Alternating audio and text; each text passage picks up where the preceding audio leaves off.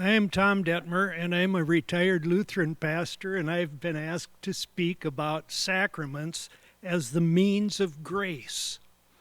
And before I can talk about that, of course, we have to review what is grace. It is God's unearned and undeserved favor or love for us. We say that God has a habit of loving us. I don't know if you've ever been addicted, but you get a fix, and then you can forget it and let it go for a while, but after some time, you need to have that again. And we say God has a habit of loving us. It's that God can't escape giving us His grace and His care and love. Habitual grace. And then, but grace isn't just an idea in space. And I need to talk about faith too. This is all interpretation for people of faith. It may make no sense to people who don't have a faith in God, and this is our faith and our interpretation of God and His grace. That the grace of God isn't just an idea in space, but it becomes actual in our experience.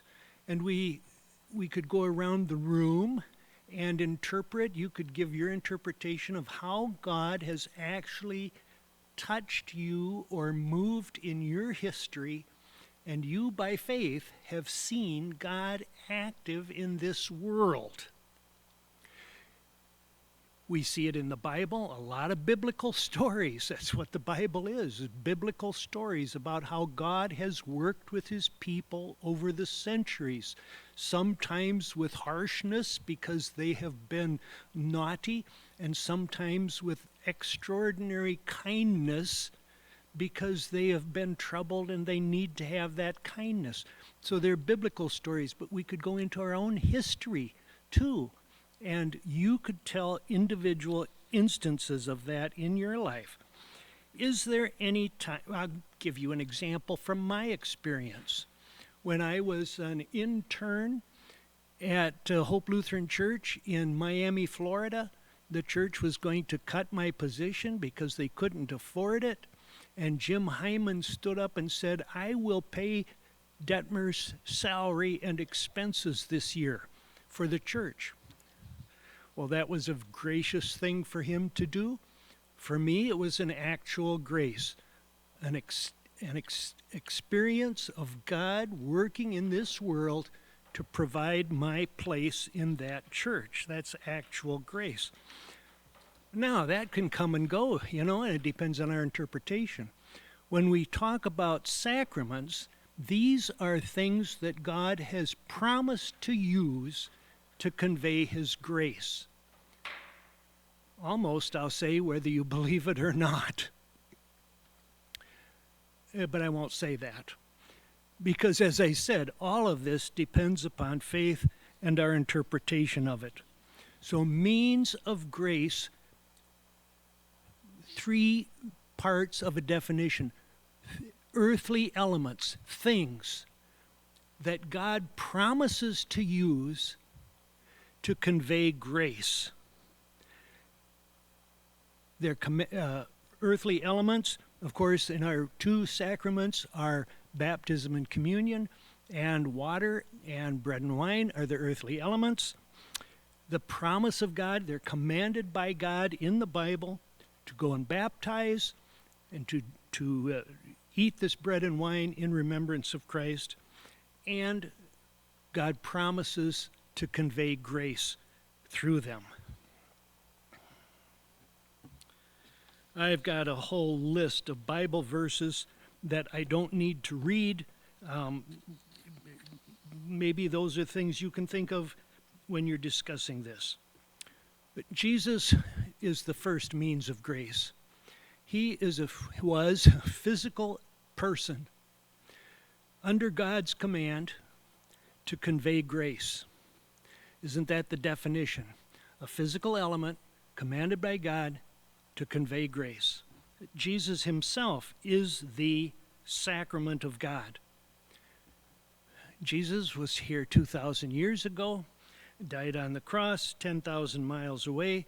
How does it come to us here and now? Those are the sacraments. You've seen or heard the illustration of getting water out of a well. The well is the source. The pipe that comes to your faucet is the means, and the water is the gift. When you talk about sacraments, the well is God's grace.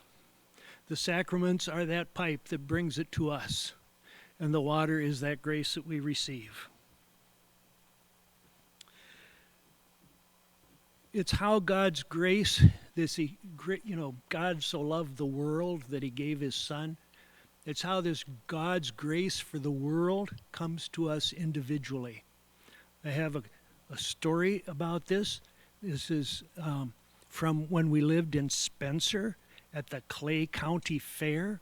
And 30 years ago, Garth Brooks was a famous country singer. Some of you know him. He came to the Clay County Fair and gave a concert. We bought tickets to every performance there through our friend Paul and Jan. He was on the fair board, so we got to be in the third row.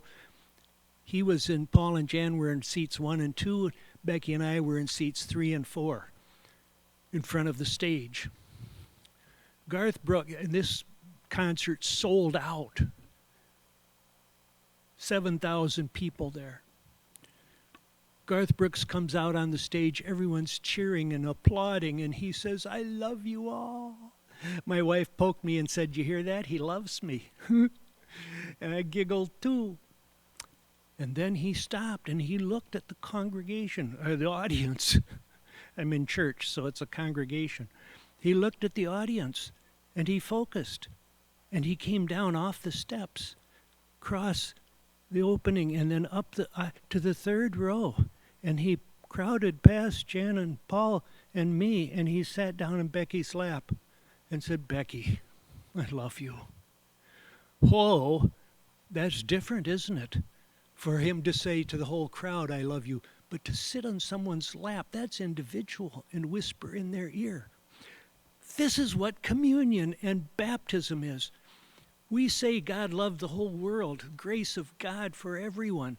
But in communion and in baptism, it comes to you. In baptism is when we name a person. It's that personal. It's individual. It's you as an individual. And communion is not just thrown out to the congregation.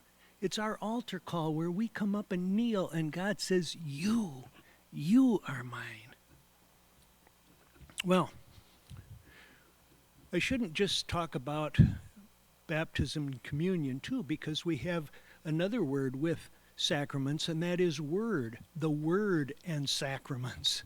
And of course, the word is, as I've already said, Jesus. He is the sacrament of God, the earthly element under God's command to convey grace.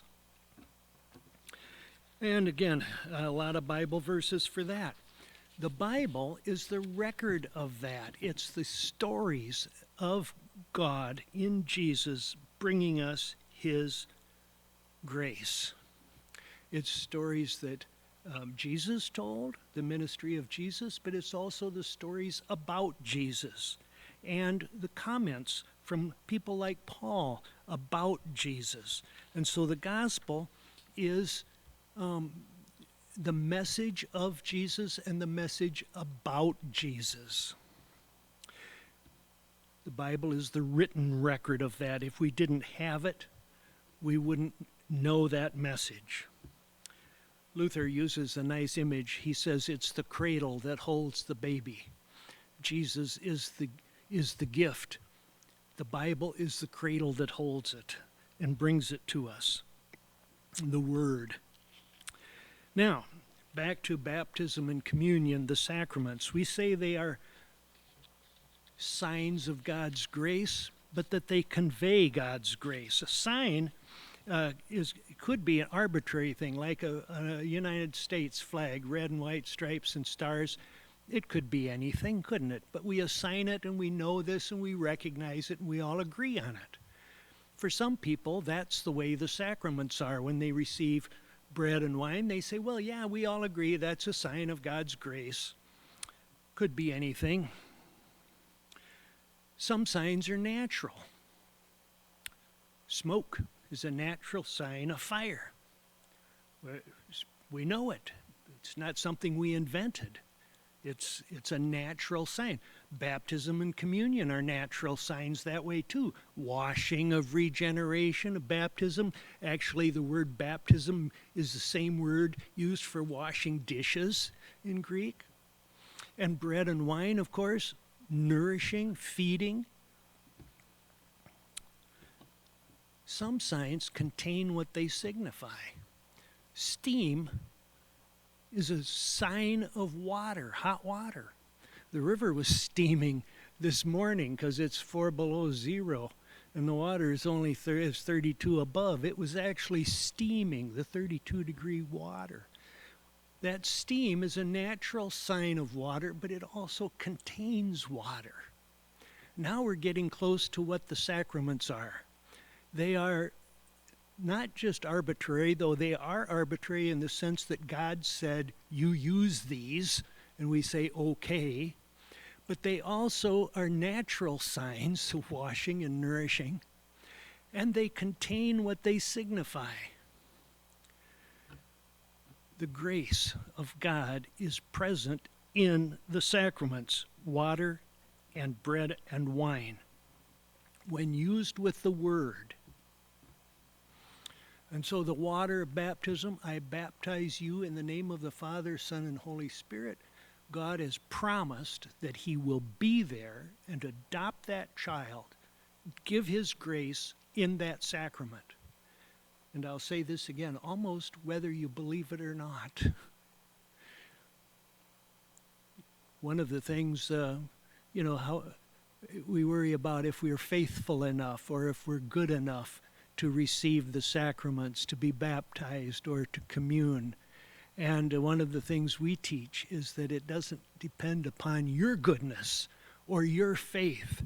These things are true in themselves because God has promised. Baptism is very personal. As I said, we give a person a name. It's for you, but it's also corporate. Because it's not just you and Jesus. We're baptized into a congregation. And as a pastor, when I would baptize someone, it happened several times where a baby was sick, born, and it was not going to live, or they thought it wasn't going to live, and they would call me, and I'd come, and I'd baptize the baby. Never saw these people before. And, you kind of wonder, and some of the other pastors in town would say, you shouldn't have baptized them. They don't have faith. You see, I believe that it's God working there, not me and not them. It's the water and the word for that person. But when I would go back to the church, I would record that little person as a member of our congregation, because you're not just baptized into God's eternal kingdom. You're baptized into a local group. It's corporate. You are baptized into an eternal congregation, but also into a present local congregation. It's a sacrament of belonging, much like adoption, where you become a member of the family. And it, again, is a matter of God's promises. How hard do you have to believe it for it to be real? When we moved to Okoboji, or to Spencer, we went up to Lake Okoboji for the Winter Games, the University of Okoboji Winter Games at the end of January. And we got to the edge of the lake. I'd been there in the summer. It's full of water. And we got to the edge of the lake in the wintertime, and there were 100 cars and 1,000 people out there on the ice. And I walked to the edge, and I wondered if I should walk on it. I wonder if it will hold me. I wonder if it's strong enough. Well, it's a stupid illustration, isn't it? The ice will hold you, Dettmer, whether you believe it or not. The sacraments are effective messengers. They convey God's grace to us almost whether we believe it or not. So there's baptism, the beginning of our life in God's kingdom. And then that happens one time. Sometimes the person will come to me and say, I had such a religious experience and I'm committed to Christ, I want to be baptized again. It'd be like going up to your parents at age 13 and saying, I've watched how you've taken care of me, and I've come to learn how much you love me. I'd like you to adopt me now. And your parents would roll their eyes and say, well, you're 13, aren't you? It's been done. We don't do that again, regardless of what your experience is. Communion, however, is a regular event. It's the nourishment to celebrate over and over and over again. Comes from the Exodus story, of course, in its origin, the Passover, but now focused not on the redemption of Israel from Egypt's slavery, the great Old Testament redemption story, but focused on our redemption through Christ, the New Testament story of redemption. And there are a lot of words used for it. Communion, Holy Communion. Communion means oneness, with togetherness, with God, commune with God, but we commune with the congregation, just like we do in baptism. It's called the Eucharist, which means the Thanksgiving time. And it's called the Lord's Supper. And sometimes I mention people don't feel worthy to come up. When Jesus gave the Lord's Supper at the first Good Thursday, Maundy Thursday, he gave it to his 12 disciples. Who was in that group? Peter and Judas were part of the group. I singled those two out of the 12. And what is Peter remembered for in the Passion story? I don't know the man, denying Jesus. And what is Judas remembered for in the Passion story? The betrayal and loss of faith. Jesus gave them both communion. We call it a foretaste of the feast to come. It's a little taste of a great banquet. The Bible uses the image of a banquet as an image of the kingdom of God. And this is just a taste, a foretaste of things to come. Now, I have to wrap this up in a couple minutes. I want to say about sacramental things. I've said sacrament is a physical object under God's command to convey grace. I've talked about Jesus being the sacrament. I've talked about the Word bringing us God's grace. I've talked about baptism and communion bringing us God's grace. There are some churches that will include other things as sacraments, and though we only say there are two as Lutherans, these other things could be sacramental, and one of them is absolution. When someone forgives sin, that is a sacrament. When you treat someone as if they had no sin, you are being a God's grace to them in reality. Are you on a physical element? Yes. Are you under God's command? Yes. And do you convey grace? Yes. The same thing could be said, and is said sometimes, about things like confirmation and marriage and vocation, what you do in the world. You are a physical element under God's command to convey grace. The church is God's gift to a world. The church is a physical element under God's command to convey grace to the world.